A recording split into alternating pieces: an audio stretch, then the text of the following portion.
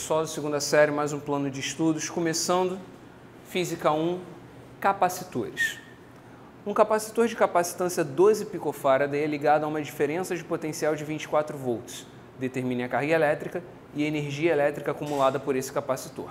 Bom, analisando o que o enunciado nos disse, 12 picofarad é a mesma coisa que 12 vezes 10 a menos 12. Esse prefixo P minúsculo na frente de alguma unidade de medida, ele significa 10 elevado a menos 12. A tensão, a DDP, vale 24 volts. Para calcular a carga eu posso usar essa relação, para calcular a energia eu posso usar qualquer uma dessas duas.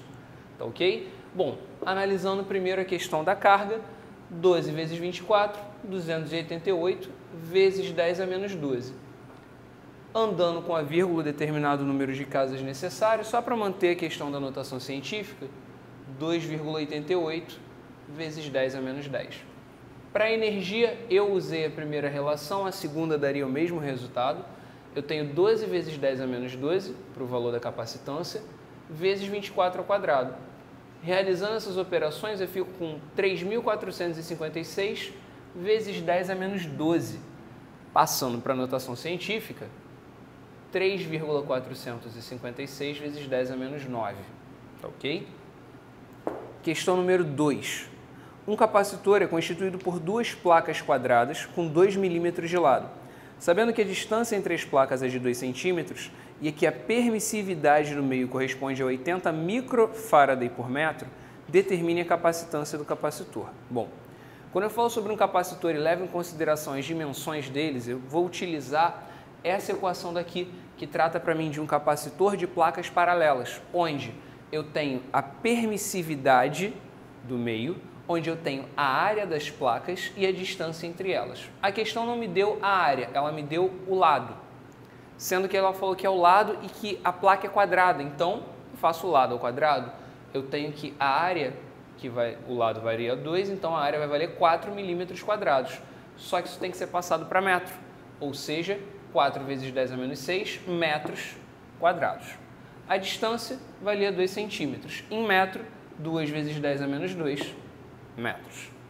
E a constante de permissividade, 80 micro, 10 a menos 6. Esse daí você já está acostumado a usar já tem um tempo. Substituindo cada termo no seu respectivo lugar na fórmula, eu tenho 80 vezes 4 dividido por 2, mexo com as potências, chego em 160 vezes 10 a menos 12 vezes 10 a 2, porque esse 10 a menos 2 está no denominador, ele pode subir com o sinal trocado. A capacitância desse capacitor vai valer 1,6 vezes 10 a menos 8 farads. Questão número 3, uma questão de associação de capacitores. Eu tenho tanto capacitores em série quanto em paralelo.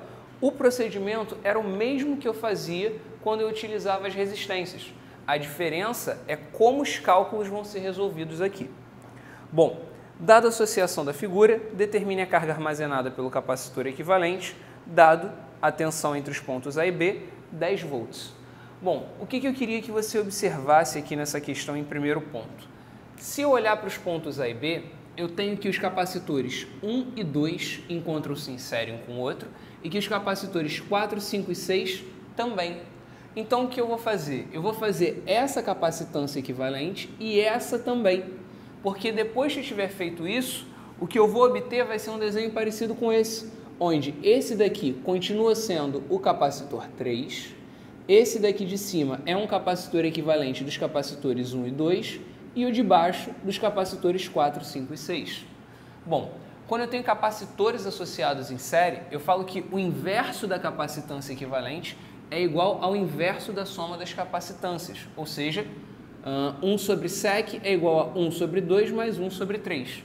Tirando o MMC aqui entre 2 e 3, que vai dar 6, dividindo aqui os respectivos termos, eu encontro 5 sextos. Então, quando eu inverto aqui, a capacitância equivalente nessa parte de cima vai valer 1,2 microfarads. Já para a parte de baixo, eu tenho o MMC entre 4, 5 e 6, que vai dar 60, divido pelos respectivos termos, subo multiplicando, 37 sobre 60. Invertendo, sec vai ser 60 sobre 37, que dá aproximadamente 1,6 microfarads. Então, eu vou ter um capacitor equivalente aqui em cima, o 3 no meio e outro aqui embaixo, ligados aos mesmos terminais, ou seja, em paralelo. Capacitores em paralelo, somo tudo. 1,2 mais 1 mais 1,6. Então, a minha capacitância equivalente vale 3,8 vezes 10 a menos 6 farads. Não posso esquecer o significado de micro. Bom, como a tensão valia 10, eu multiplico isso por 10. Tem várias maneiras de dar a resposta, dentre elas 3,8 vezes 10 a menos 5 ou 38 microcoulomb. Lembrando que é unidade de carga medida em coulombs. Questão número 4, questão sobre circuitos residenciais. Quero que você preste bastante atenção aqui, porque vão haver alguns pontos aqui bastante peculiares que a gente tem que se atentar para o que vai ser feito. Uma torradeira de pão, projetada para dissipar 600 watts, funciona alimentada por uma fonte de corrente contínua, cuja voltagem é de 120 volts. Então, na minha primeira parte, no início do enunciado, eu tenho isso daqui, ó. Eu tenho 600 volts, funcionando ligado a uma corrente contínua de 120. Para que ela funcione, ligada a outra fonte análoga de voltagem 240, liga-se a torradeira outra resistência. Qual deve ser o valor desta resistência e a maneira que ela deve ser ligada para que a torradeira continue em funcionamento? Bom, primeiro de tudo eu tenho que encontrar o valor da resistência para o primeiro caso. No meu primeiro caso eu tenho 600 watts de potência, 120 volts. Se eu jogo nessa relação de potência igual a tensão ao quadrado sobre resistência, eu tenho que a resistência R1 vai ser U ao quadrado, 120 ao quadrado, 14.400, dividido pela potência, 600. Quando eu realizo essa divisão, eu tenho que a minha resistência R1 vale 24 ohms. Então, aqui no início, a resistência inicial da torradeira é de 24 ohms.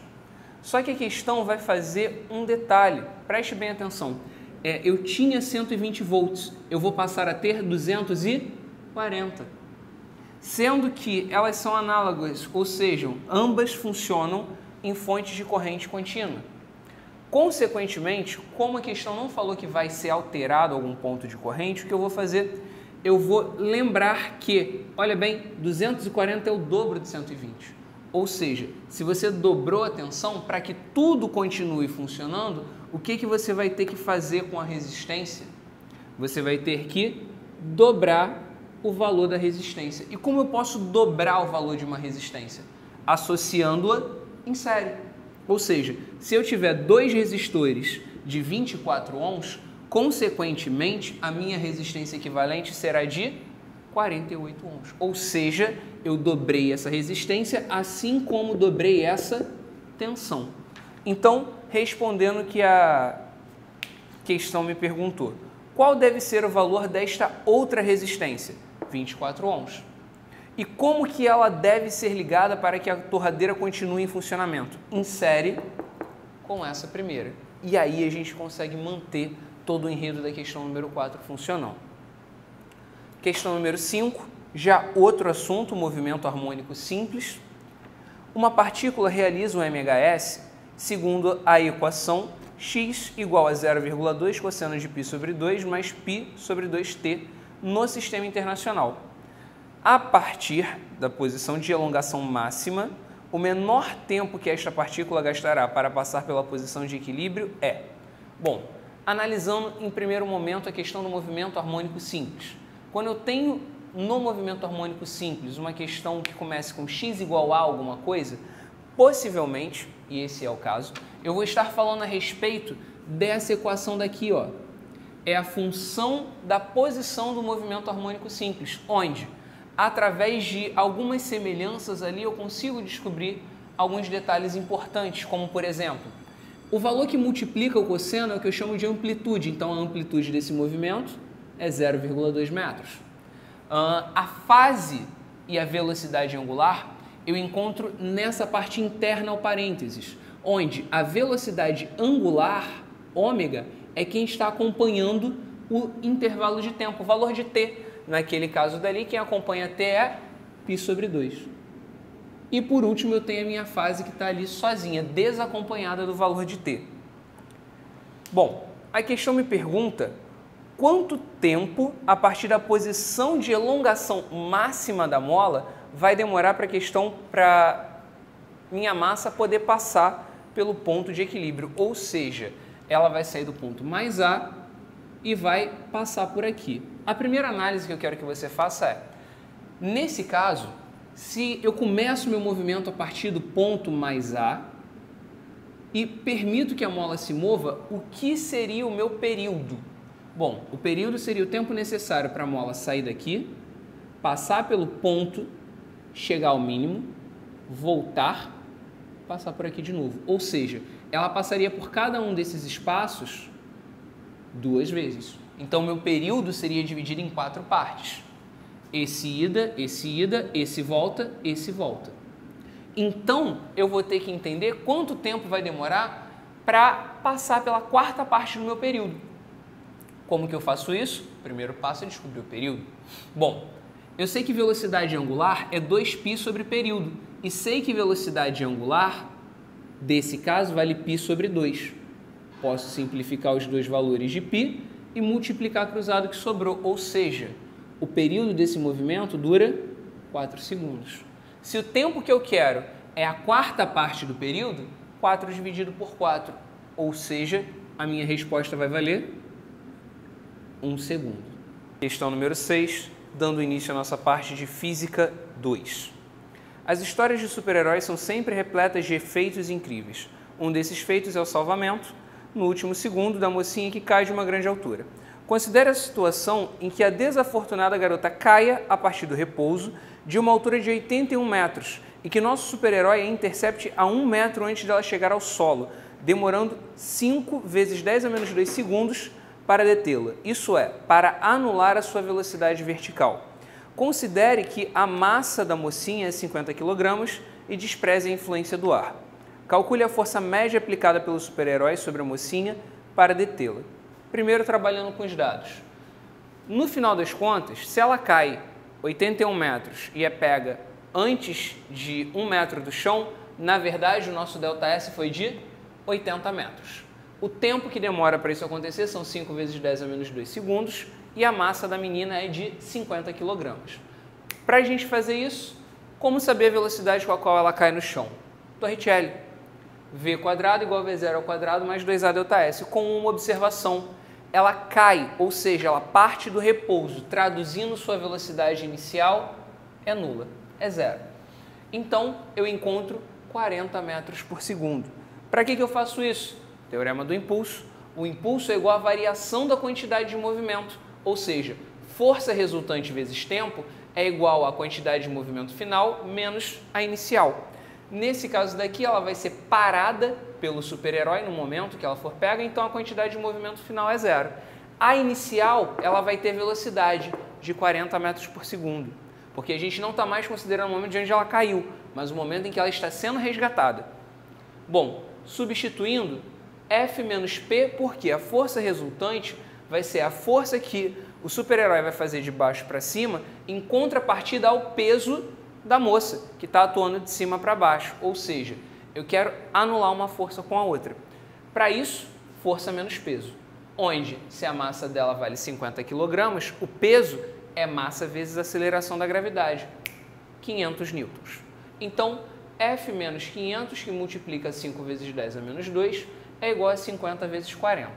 Quando eu realizo esses cálculos daqui, faço essa multiplicação, passo dividindo, passo para o outro lado somando, eu encontro que o valor da força resultante para isso é de 40.500 newtons, ou, se você quiser escrever desta forma, 40,5 kilonewtons. Também seria cabível 4,05, e aí a gente multiplicava pela potência de 10 propícia para fazer em notação científica. Todas essas possibilidades são aceitas, tá ok? Questão número 7. A figura seguinte representa dois carrinhos A e B de massas m e 3m, respectivamente, que percorrem um mesmo trilho retilíneo com velocidades escalares VA igual a 15 e VB igual a 5. Se você observar essa figura, você vai ver que o VA está mais para trás. Consequentemente, se eles estão exatamente na mesma direção e sentido, o VA vai colidir com 5, com o VB. E lendo o enunciado, a gente vai encontrar que essa colisão foi dita inelástica, ou seja, uma vez que os dois se juntaram, eles seguiram juntos. Eles se chocaram e foram juntos com a mesma velocidade.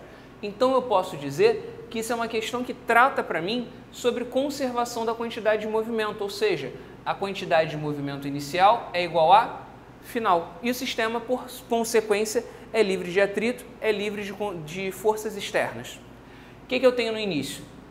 Massa de A com a velocidade de A, massa de B com a velocidade de B. O que eu tenho no final? As duas massas juntas com uma velocidade final só. Só que a questão me fala que a massa de A vale m, então eu tenho 15m. A questão me fala que a massa de B vale 3m, então eu tenho 3m vezes 5, 15m. É igual à soma das massas, 3 mais 1, 4m, sobre V. Todo mundo aqui depende de m, então eu posso simplificar o m de todo mundo. 30 dividido por 4. Então eu posso dizer que a velocidade final desse conjunto, a velocidade final desse sistema, como a questão me pede, vale 7,5 metros por segundo. Essa vai ser tanto a velocidade de A quanto a de B, afinal ambos estarão andando juntos. Questão número 8.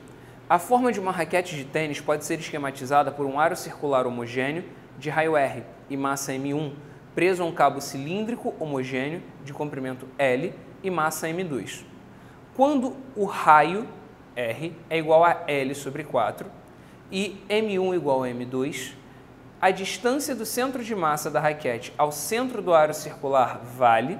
Bom, para isso eu teria que encontrar o valor do centro de massa. Esse é o primeiro ponto que eu tenho que fazer. Sendo que isso é uma questão literal. Eu tenho tudo em função de L e de R. Se eu observar e tomar como referência o centro aí das origens como o ponto M1, eu tenho que o x do centro de massa, porque eu estou considerando exclusivamente a parte horizontal, ele é M1 vezes a distância a esse ponto, mais M2 vezes a distância até o segundo ponto, dividido pela soma das massas, onde R é a quarta parte de L, ou seja, L é igual ao quádruplo de R. E a questão me disse que M1 igual a M2, então eu resolvi chamar tudo de M. Substituindo na fórmula, M1 está exatamente no centro das projeções, então eu tenho M1 vezes 0, essa primeira distância nula. Mas a massa não é, então embaixo eu tenho Mzão mais Mzão, do primeiro ponto M1 e do segundo ponto M2.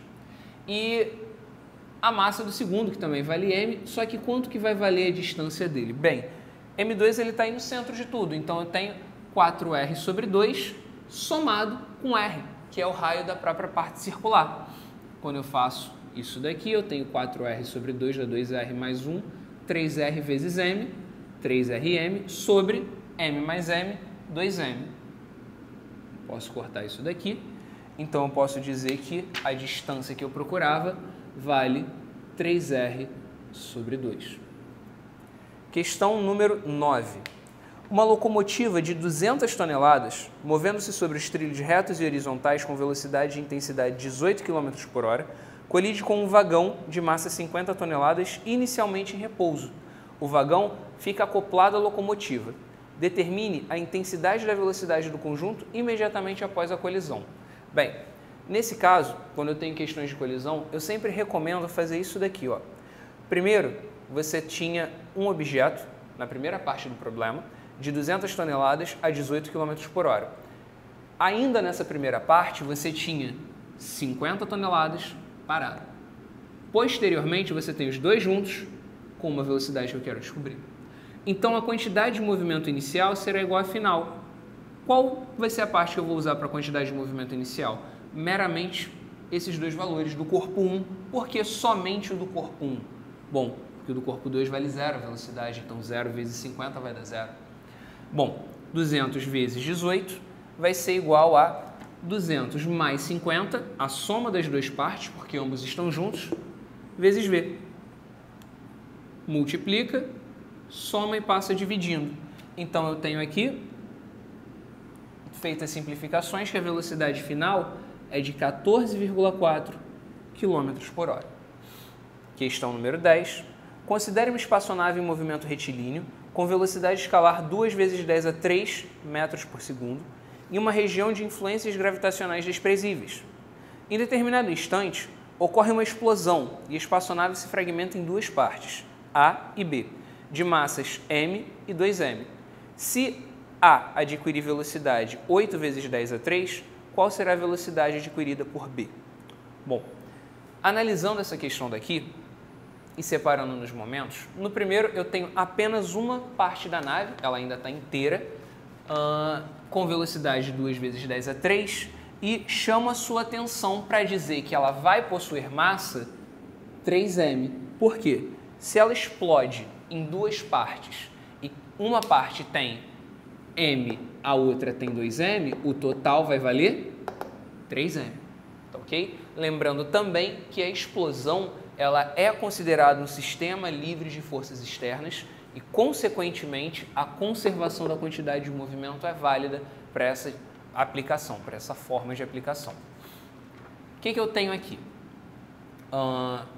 3m no início, vezes a sua velocidade, é igual ao final. m da parte A, com sua respectiva velocidade, mais 2m com a parte B, que é o que eu quero descobrir. Quando eu observo, todos os membros da equação dependem de m, então eu posso simplificar todos eles.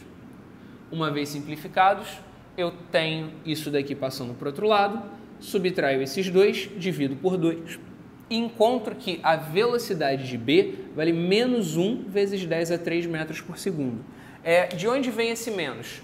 Do fato de que nessa explosão, a velocidade vetorial de A e a velocidade vetorial de B apontaram para lados opostos. Consequentemente, VA foi em uma direção, VB foi na mesma direção, mas em sentido oposto. A única observação que fica é, ao final, a questão me pede a velocidade escalar. Velocidade escalar não leva sinal em consideração, ou seja, é como se ele pedisse um módulo da velocidade de B, que seria meramente 1 vezes 10 a 3 metros por segundo. Tá ok? Bons estudos a todos.